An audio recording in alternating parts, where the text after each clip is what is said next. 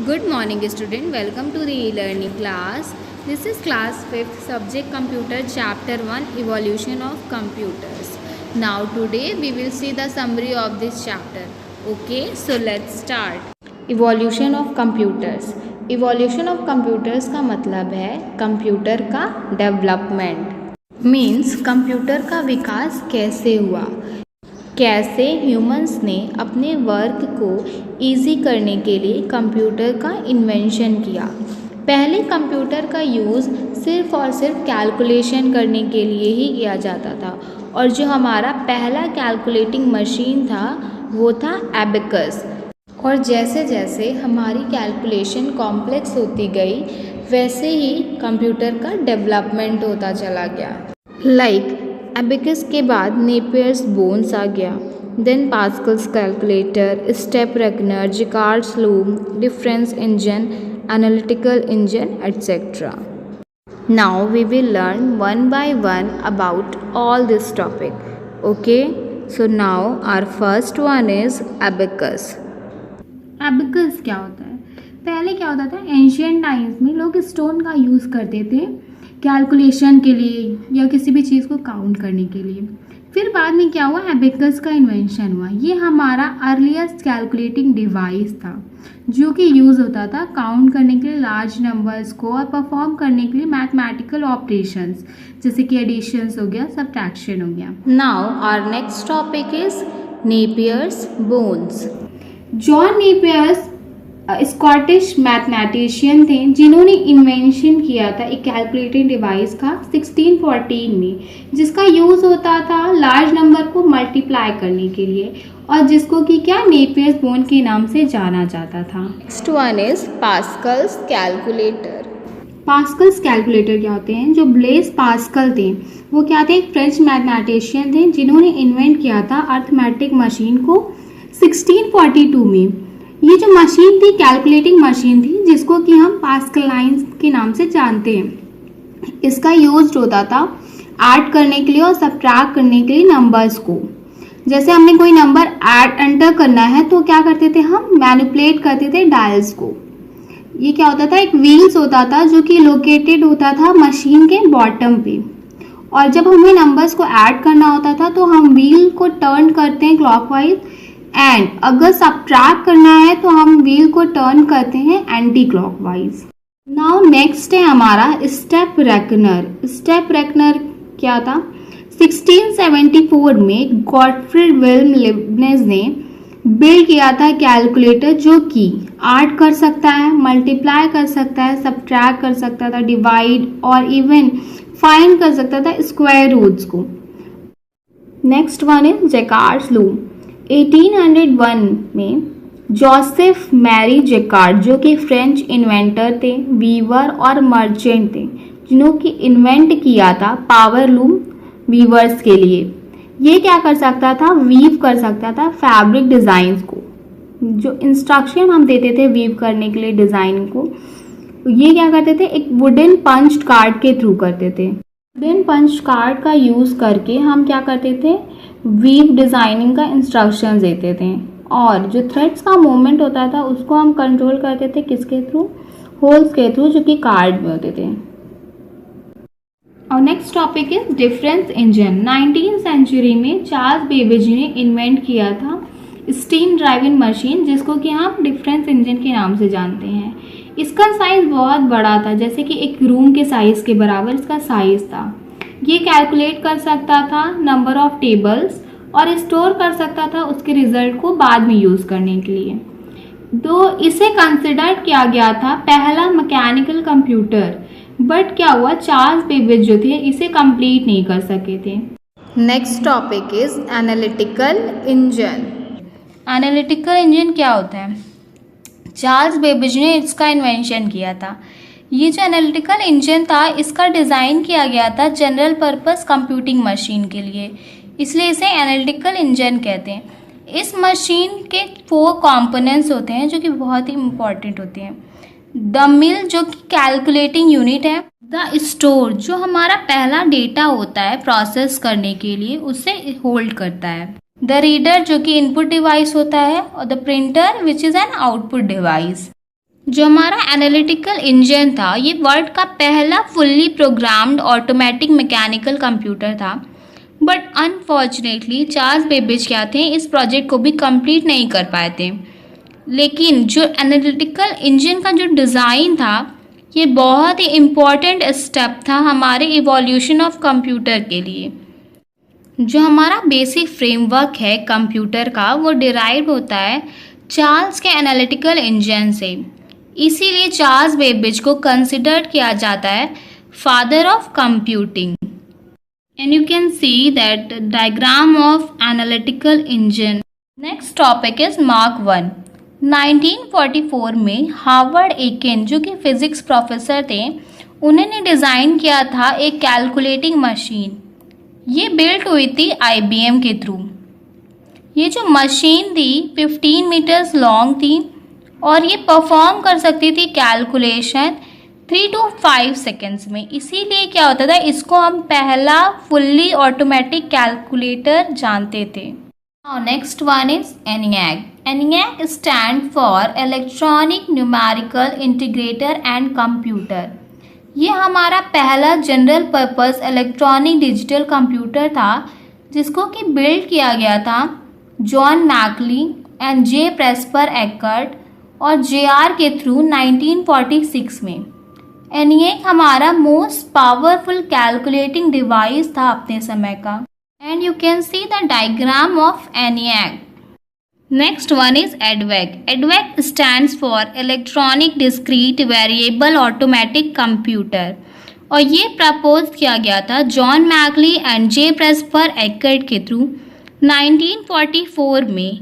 ENIAC के शुरू होने से पहले ही EDVAC को प्रपोज कर दिया गया था, बट ये डेवलप्ड हुआ था 1948 में और ये यूज़ करता था बाइनरी नंबर सिस्टम को रेदर देन डेसिमल, मतलब डेसिमल के बजाय ये बाइनरी नंबर सिस्टम को यूज़ करता था और ये स्टोर कर सकता था डेटा और इंस्ट्रक्शन को, जो कि इसके कैलकुलेशन को क्या कर देता था, फास्टर कर देता था।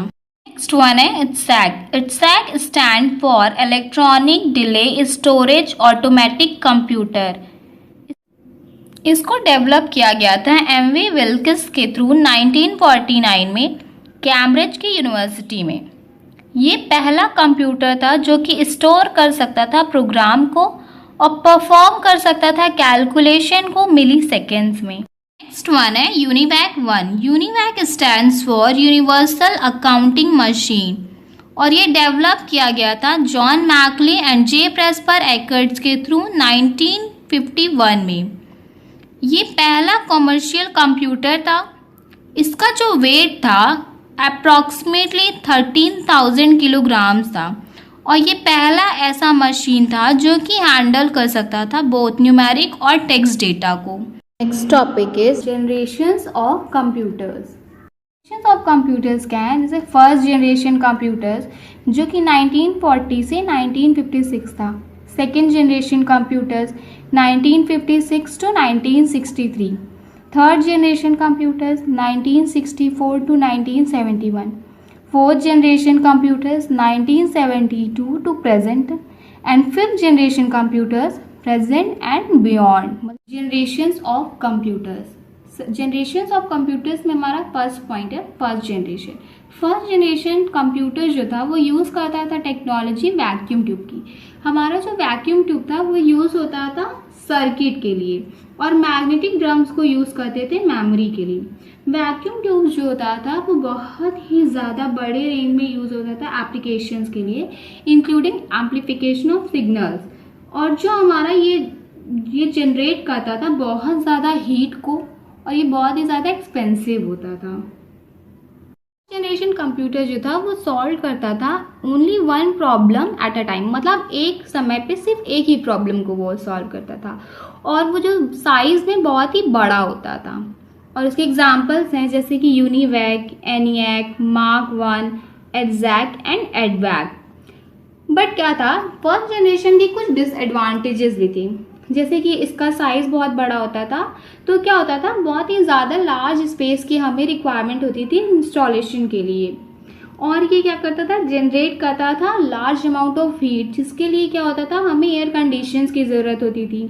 और ये जो कंप्यूटर था हमारा फर्स्ट जनरेशन का, ये रिलायबल नहीं था बहुत ज़्यादा, और ये जो प्रोग्राम्ड होता था ये मशीन लैंग्वेज में प्रोग्राम होता था इसका सिर्फ, और सिर्फ वही इंसान ऑपरेट कर सकता था इस कंप्यूटर को जो मशीन लैंग्वेज जानता हो, और ये सिर्फ एक समय पे सिर्फ एक ही प्रॉब्लम को सॉल्व करता था। ये भी इसका एक डिसएडवांटेज था। और क्या था, इसका जो प्राइस था बहुत ही ज़्यादा एक्सपेंसिव था, और ये क्या था, बहुत ही नॉन पोर्टेबल था, इसलिए इसमें बहुत सारे डिसएडवांटेजेस थे, जिसके लिए क्या हुआ, हमें फिर सेकेंड जनरेशन की ओर जाना पड़ा। सेकेंड जनरेशन जो कंप्यूटर था वो यूज़ करता था टेक्नोलॉजी ट्रांजिस्टर की। वो ट्रांजिस्टर को यूज़ करता था in the place of vacuum tubes.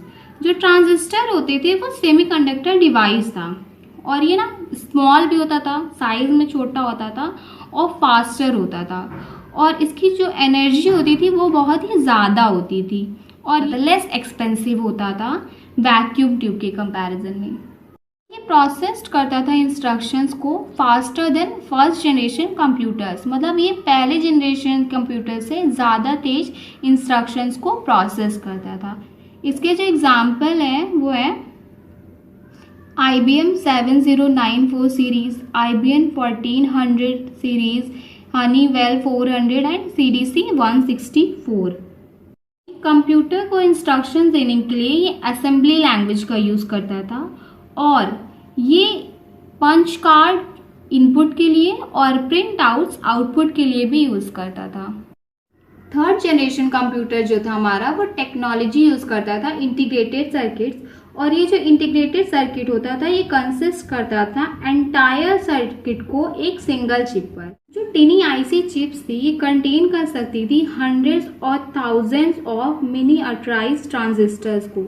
ये जो थर्ड जनरेशन कंप्यूटर था हमारा वो कंसिस्ट करता था सेवरल चिप्स को interconnected on printed circuit board पर। प्रिंटेड सर्किट बोर्ड पर ये सारे चिप्स क्या थे, इंटरकनेक्टेड होते थे। ये जो इनोवेशन होता जा रहा था कंप्यूटर का वो साइज में क्या करता जा रहा था, कंप्यूटर को रिड्यूस करता जा रहा था। जैसे कि हमने पढ़ा था हमारा फर्स्ट जनरेशन कंप्यूटर इतना बड़ा था कि उसको पूरे एक रूम की ज़रूरत पड़ती थी। फिर सेकेंड जनरेशन क्या हुआ, उससे थोड़ा छोटा हुआ, और थर्ड जनरेशन हमारा क्या हुआ, वो और भी ज़्यादा साइज में रिड्यूस हो गया। वो इतना रिड्यूस हो गया कि उसे हम अपने घर पे लाके अपने घर पे यूज़ कर सकते थे उस कंप्यूटर को, वो इतना अफोर्डेबल था। ये जो हमारे आईसीज क्या हुए, जब हम आईसीज का यूज़ करने लगे थे अपनी टेक्नोलॉजी में, तो ये क्या हो गया, कंप्यूटर को और फास्टर करता गया, एफिशिएंट करता गया और मोर रिलायबल बनाता गया। ये जो जनरेशन था कंप्यूटर का, ये हमारा ऐसा पहला जनरेशन था, फर्स्ट टाइम ऐसा हुआ था कि हम ऑपरेटिंग सिस्टम का यूज़ कर रहे थे अपने कंप्यूटर में। ये जो थर्ड जनरेशन कंप्यूटर था हमारा वो इंट्रोड्यूस किया था मॉनिटर्स और कीबोर्ड्स को as a source of output and input. Monitor का हम यूज़ करते थे आउटपुट के लिए और कीबोर्ड का यूज़ करते थे इनपुट के लिए। और हमारे एग्जाम्पल हैं IBM 360, CDC and BDP। Now next one is fourth generation computers. Fourth generation computer में जो टेक्नोलॉजी यूज़ होती थी वो थी micro processor. Micro processor contain कर सकता था थाउजेंड ऑफ इंटीग्रेटेड सर्किट्स को, जो कि बिल्ट होती थी एक सिंगल चिप पर। जो माइक्रो प्रोसेसर यूज्ड होता था कंप्यूटर में उसको हम जानते थे सेंट्रल प्रोसेसिंग यूनिट के नाम से, जिसको कि कंप्यूटर का ब्रेन भी कहते हैं। ये ग्रुप करता था उन सभी कंपोनेंट्स को जो कि रिस्पॉन्सिबल होते थे अर्थमेटिक, लॉजिक और कंट्रोल फंक्शंस के लिए सिंगल चिप पर। इसने क्या किया था, कंप्यूटर्स को और ही स्मॉलर बना दिया था और पोर्टेबल कर दिया था, which led to the development of personal computer, जिसको जो कि पर्सनल कंप्यूटर्स की वजह जिसका डेवलपमेंट होने लगा था। 1981 में IBM ने इंट्रोड्यूस किया था फर्स्ट पर्सनल कंप्यूटर, और 1984 में एप्पल ने इंट्रोड्यूस किया था मैकिंटॉश को। जो फोर्थ जनरेशन कंप्यूटर था उसके पास कैपेबिलिटी थी कि वो एक साथ ग्रुप कर सकता था नेटवर्क से, और जो माउस और GUI जिसको कि ग्राफिकल यूजर इंटरफेस कहते हैं वो क्या था, ये अदर एडवांसमेंट था फोर्थ जनरेशन कंप्यूटर का। इसमें क्या होता था, इस कंप्यूटर्स में जो डिवाइसेस यूज होते थे वो होते थे माउस हो गया, keyboard, scanner as a input device, monitor and printers use होते थे as a output device. Example क्या है? Apple two, Cray and IBM PC। Fifth generation computer जो था वो यूज़ करता था टेक्नोलॉजी आर्टिफिशियल इंटेलिजेंस की। इसका एम था डेवलप करने के लिए इस कंप्यूटर को, ताकि वो डिस्प्ले कर सके इंटेलिजेंट ह्यूमन बिहेवियर को। फिफ्थ जनरेशन में हमारे most advance type of computers क्या होते हैं, डेवलप्ड हो रहे थे विथ एक्स्ट्रा ऑर्डिनरी कैपेबिलिटीज़ के साथ, जैसे कि voice recognition, face recognition, playing games, natural language processing और taking decision in real life situations.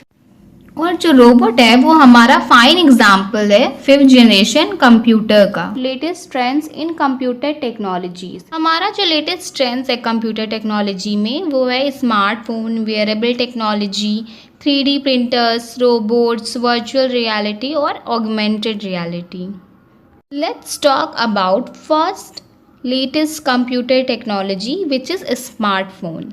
Smartphone क्या होता है? एक मोबाइल फ़ोन है जो कि फंक्शन कर सकता है हैंडहेल्ड कंप्यूटर की तरह भी।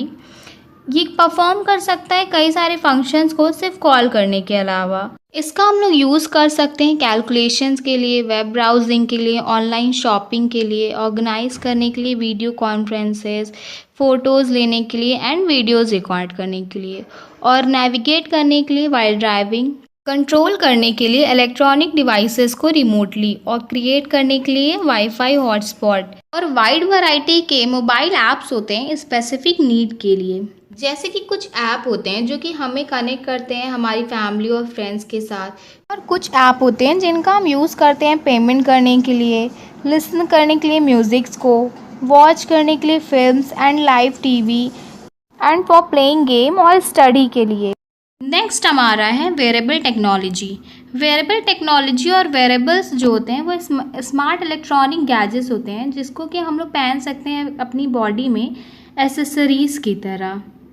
As you can see the diagram, fitness tracker, smart watches, VR headset, smart glasses, these are the example of wearables. ये सारे क्या है? मोस्ट पॉपुलर वेरेबल्स हैं जो कि हम लोग यूज़ करते हैं मोस्टली।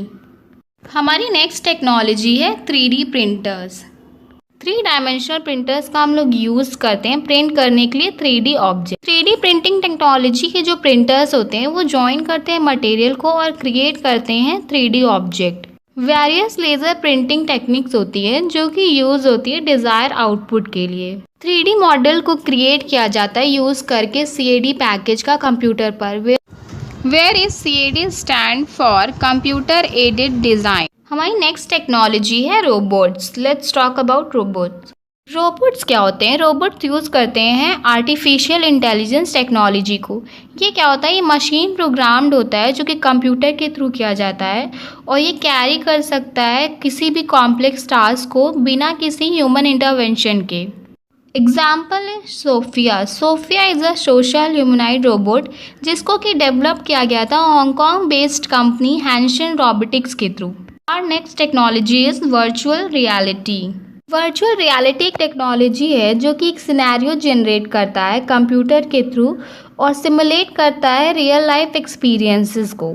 उसमें क्या होता है? यूज़र फील करता है कि वो एक्चुअली वो चीज़ को देख रहा है रियल लाइफ में। VR हेडसेट डिवाइस होता है जिसको कि हम पहन के एक्सपीरियंस कर सकते हैं virtual reality. For example play station VR जो होता है वो सिमुलेट्स करता है रियल लाइफ गेमिंग सिनेरियो को गेमर्स के लिए। गेमर्स जब प्ले करते हैं VR हेडसेट के साथ वो एक्चुअली फील करते हैं कि वो इस गेम के अंदर हैं। Our next technology is augmented reality। Augmented reality एक टेक्नोलॉजी है जो कि इंटीग्रेट करती है डिजिटल इंफॉर्मेशंस को यूज़र व्यू के रियल वर्ल्ड के साथ, जो कि हमें प्रोवाइड करती है combined view with AR technology. Manipulate कर सकता है रियल लाइफ ऑब्जेक्ट के साथ बिना उसे टच किए हुए। बहुत सारी कार कंपनीज होती हैं जो वर्क करती हैं AR टेक्नोलॉजी पर। That's all. Now your chapter is completed. Thank you, class.